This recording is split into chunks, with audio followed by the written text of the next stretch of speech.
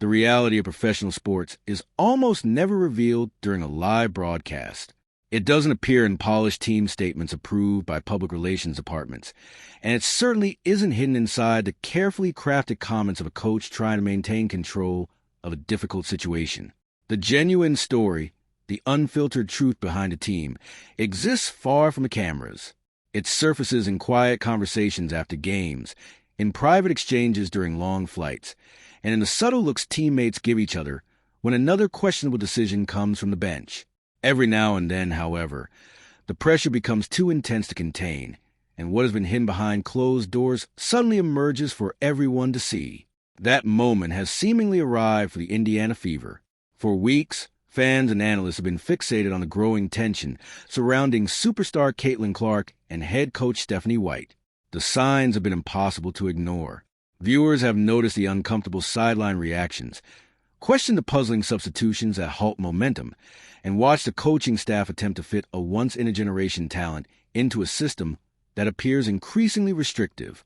Yet through all the speculation and scrutiny, the players themselves have largely remained quiet. They have focused on their responsibilities, doing their best to navigate the fallout from what many believe is a widening divide between a franchise's biggest star and the person leading the team. But no silence lasts forever, and eventually a breaking point arrives. Losing their mind. You were there. What happened? Yeah, I mean, I think it's just there's frustration. I think we noticed they were trying to pick on Caitlin a little bit on defensive end. She was getting called for some fouls that, fouls aren't fun. She got in some foul trouble. Our team got into some foul trouble, and that's just all it was. I think that's part of the game. There's frustrations that rise, and decisions have to be made. And ultimately, this wasn't something that carried on. This is in the moment, something that happened, and not something that is talked about now in our locker room, talked about even later on in the game. That's just something that happened. And unfortunately, Caitlin's got a camera on her 24/7. And so you see every little thing, but this happens almost every day in women's basketball. So not something that we're worried about at all. Then there's Lexie Hull. To the average fan, she's viewed as an energetic role player, the defensive specialist who hustles for every loose ball, absorbs contact without hesitation, and gives everything she has for the team. But within the Indiana Fever organization, Hull represents something far more significant. She serves as one of the locker room's emotional leaders, a trusted voice, and one of Caitlin Clark's strongest supporters.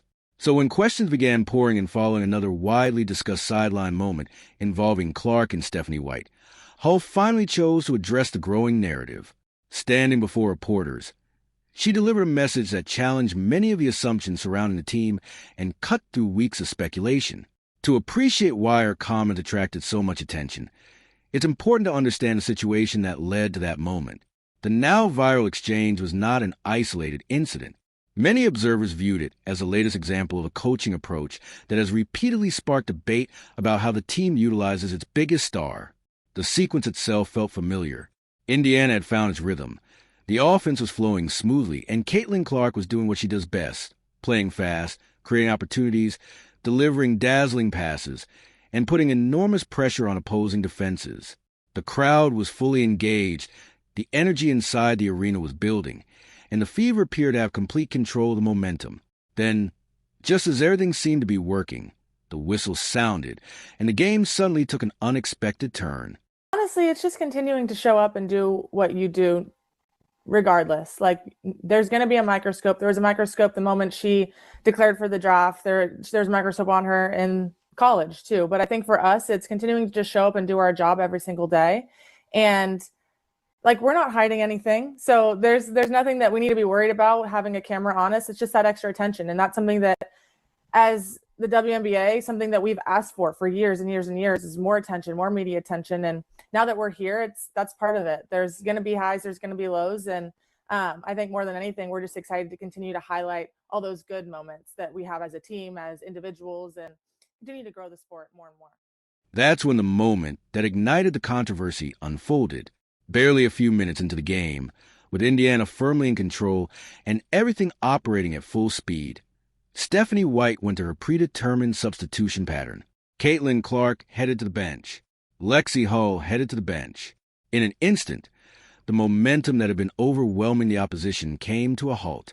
What made the exchange spread across social media wasn't simply the substitution itself. It was the reaction that followed. Fans focus on the expression of disbelief written across Clark's face, the frustration of a player who seemed to be completely in sync with the flow of the game only to be removed at a critical moment. It felt like watching an artist interrupted in the middle of creating something special. As the game continued, Indiana lost its grip on the contest, surrendered its advantage, and struggled to regain control. Predictably, the debate exploded online. Critics immediately zeroed in on Clark's visible emotions, labeling her difficult to coach and accusing her of putting herself above the team. That quickly became the storyline many people pushed. But according to those who support Clark, that version of events misses the bigger picture entirely. And this is where Lexie Hull's comments drew so much attention. When reporters asked about the atmosphere surrounding the team and the growing speculation about internal frustrations, Hull avoided the usual rehearsed responses. She didn't rely on generic talking points or attempt to dismiss the discussion outright. Instead, her remarks suggested a reality far more complicated than the public narrative. To many listeners, her words reflected what countless fans had already been saying, that players on the court can feel when momentum is building. They can recognize when something is working, and they understand the frustration that comes when those moments are interrupted before reaching their full potential. Now, look at Stephanie White yelling at Caitlin, all in her grill. Caitlin drinking her Gatorade. Yeah, Stephanie, I'm a Gatorade sponsor. I got my own damn flavor Gatorade. See, that's what Caitlin Clark like. You can shut the hell up. I'm drinking my own Gatorade flavor. Look, Caitlin is clearly ignored.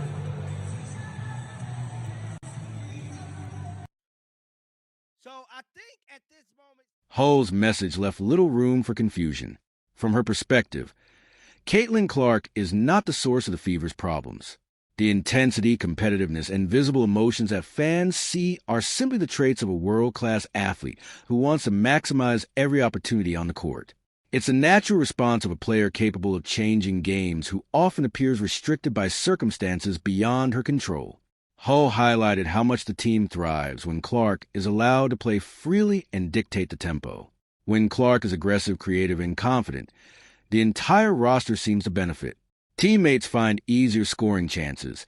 Defenses are forced into impossible decisions, and the energy level throughout the lineup rises.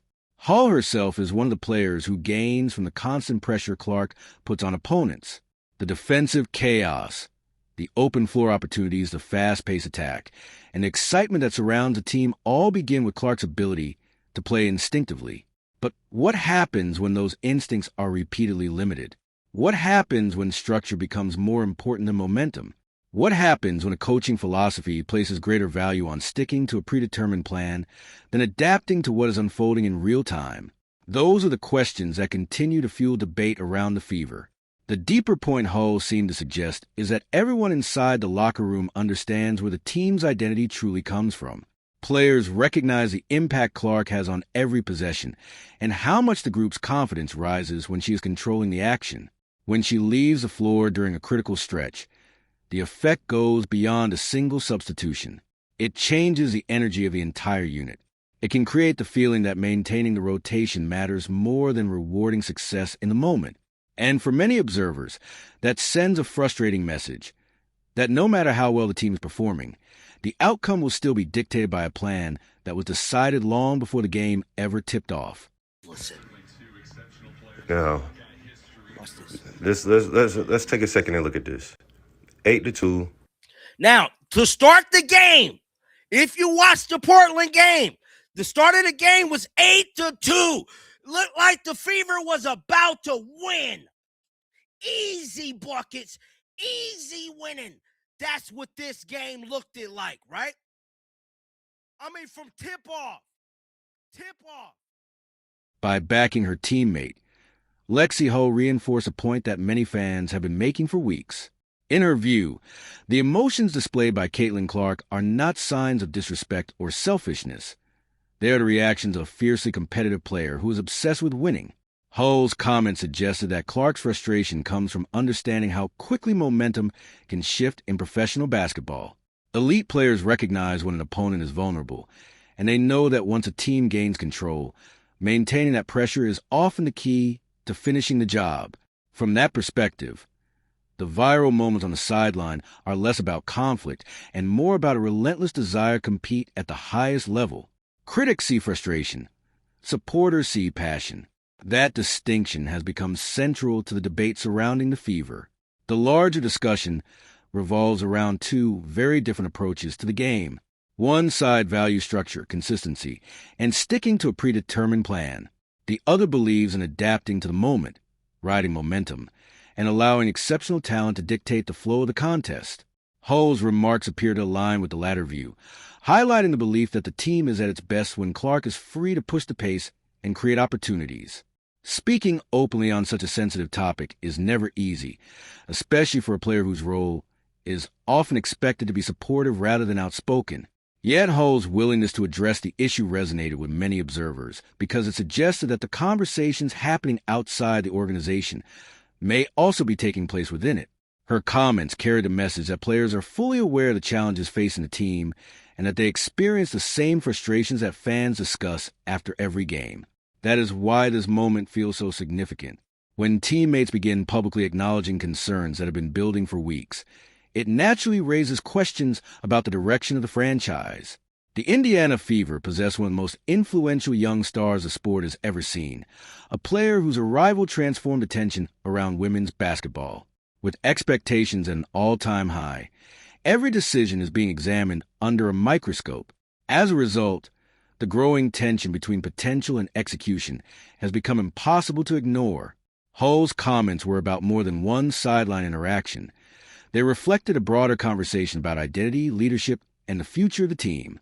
The organization now finds itself at a crossroads, balancing the enormous promise of its franchise cornerstone against the challenges of building a system capable of maximizing that talent. As the season continues, the pressure will only increase, and the spotlight will remain fixed on whether the Fever can turn that potential into sustained success before frustration evolves into something far more difficult to contain.